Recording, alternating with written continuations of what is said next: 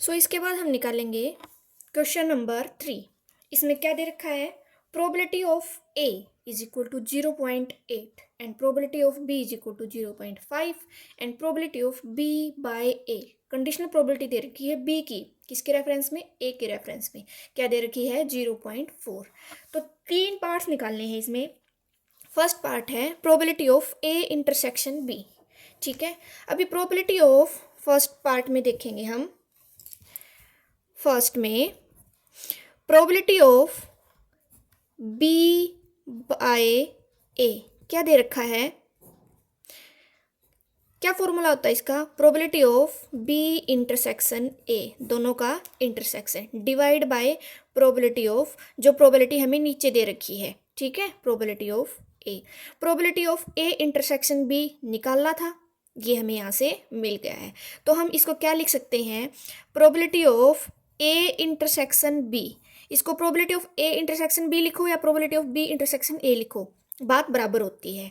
तो हम इसको क्या लिख सकते हैं, प्रोबेबिलिटी ऑफ ए, इसको मल्टीप्लाई में चला जाएगा ये, into probability of B by A. ठीक है, अब ये ऐसे क्यों गया, क्योंकि हमें ये चीज़ दे रखी है, ये भी दे रखी है प्रोबेबिलिटी, लेकिन ये निकालनी है। तो जो निकालनी है वो एक साइड में, जो दे रखी है वो सब एक साइड में। ठीक है, तो probability of A intersection B is equal to, probability of A क्या दे रखा है, 0.8 multiply probability of B by A क्या दे रखा है, 0.4। तो इसका क्या वैल्यू हो जाएगी, 8 4 जा 32, और एक पॉइंट यहाँ से मिल गया, एक पॉइंट यहाँ से मिल गया, तो 2 नंबर से पहले पॉइंट लगा दो। या फिर ये चीज़ नहीं समझ में आ रही तो एक पॉइंट से पहले, एक नंबर से पहले पॉइंट है तो इसके नाम का 10, और यहाँ भी 10, तो पॉइंट तो कैंसिल हो गए।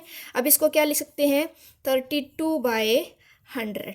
तो 32/100 को हम लिख सकते हैं 0.32, that is the answer. Okay, अभी जो सेकंड पार्ट है उसमें हम क्या निकालेंगे, probability of A by B, conditional probability of A by B. तो इसमें क्या फॉर्मूला हो जाएगा, इन दोनों का इंटरसेक्शन और प्रोबेबिलिटी ऑफ बी। ठीक है, तो P of A intersection B अभी फर्स्ट पार्ट में ही तो निकाला है, 0.32, और प्रोबेबिलिटी ऑफ बी क्या है, 0.5। ठीक है, अभी वही पॉइंट्स के लिए क्या हो जाएगा, 2 नंबर से पहले पॉइंट है तो नीचे 100, और 1 नंबर से पहले है तो नीचे वाले के लिए ऊपर 10 लगा दिया। ठीक है, और पॉइंट्स हम कैंसिल कर देंगे यहाँ पे, तो ऊपर तो आ गया 320 और नीचे आ गया 500, तो ये आ गया 16/25।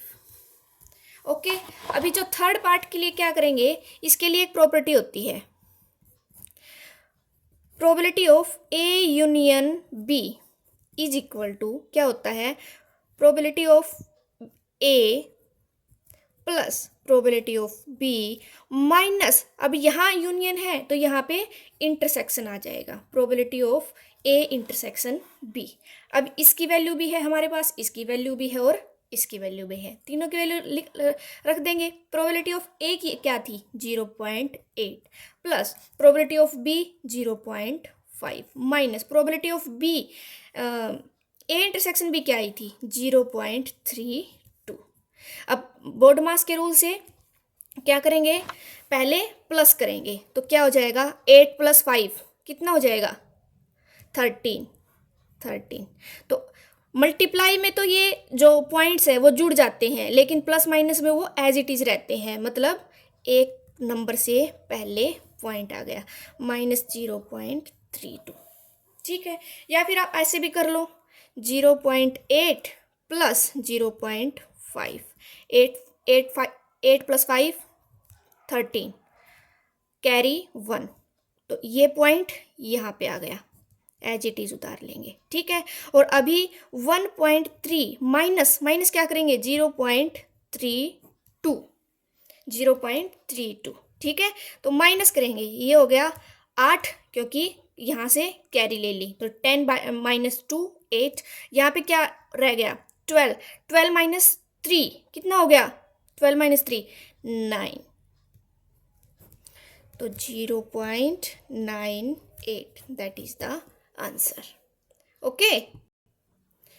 अभी क्वेश्चन नंबर 4 के लिए क्या दे रखा है, इवेलुएट मतलब इसकी वैल्यू निकालो, probability of A union B if 2 into probability of A is equal to probability of B is equal to 5/13, ठीक है, and probability of conditional probability of A by B is equal to 2/5। सबसे पहले तो इनको decode कर लो, ठीक है।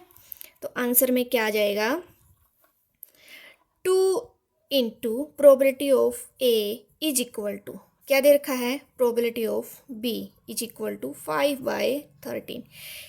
ये वैल्यू ऐसे है, A is equal to B, B is equal to C, तो automatically A is equal to C. तो 2 into probability of A is equal to 5/13।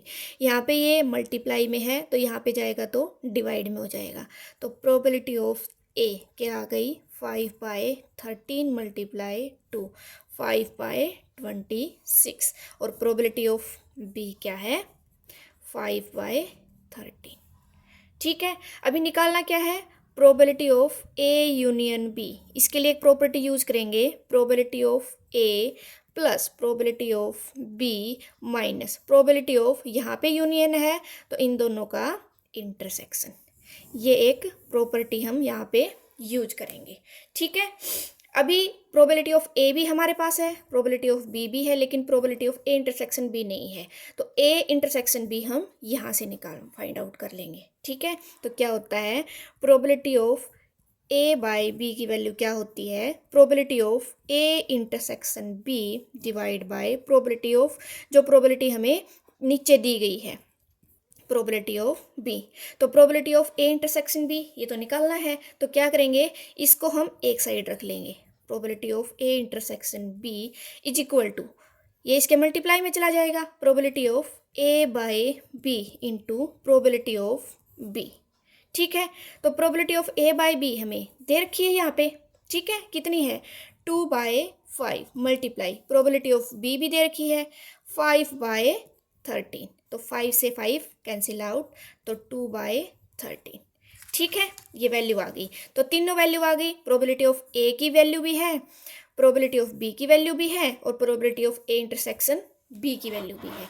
तो यहाँ पे रख देंगे हम, तो probability of A union B is equal to क्या हो जाएगा, प्रोबेबिलिटी ऑफ ए की वैल्यू क्या है 5/26 प्लस प्रोबेबिलिटी ऑफ बी की वैल्यू क्या है 5/13 माइनस, तो probability of A intersection B की वैल्यू क्या है 2/13। एलसीएम ले लो, 26 ये एज इट इज प्लस 2 5 जा 10 माइनस 2 2 जा 4, तो ये क्या हो गया, पहले प्लस करेंगे, 15 माइनस 4 इज इक्वल टू 26। तो क्या हो गया, 11 minus 26, that is the answer, okay.